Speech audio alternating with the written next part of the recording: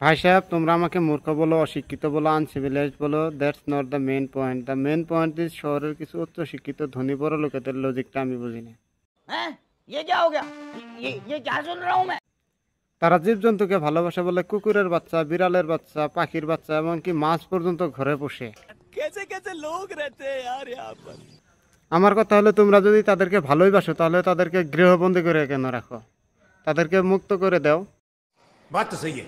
আর তার থেকে বড় কথা, কুকুরের বাচ্চা, বিড়ালের বাচ্চাকে পুষতে গিয়ে তারা নিজেদের বাচ্চাদেরকে পুষতে পারে না। নিজেদের বাচ্চাদেরকে পোষার জন্য বাড়িতে চাকর চাকরানি রাখে। ये क्या बात हुई यार। সেই বাচ্চারাই আবার বড় হয়ে নিজেদের মা বাপকে পোষে না। তারা নিজেদের মা বাপকে পোষার জন্য বৃদ্ধাশ্রমে রেখে আসে। अच्छा। মুদ্রা কথা হলো, তোমরা তোমাদের নিজেদের বাচ্চাদেরকে পুষো, জীবজন্তুর বাচ্চাকে পুষতে হবে না, তারা নিজেদের বাচ্চাটাকে ঠিকই পুষে নেবে। ये बड़ी अच्छी बात कही आप।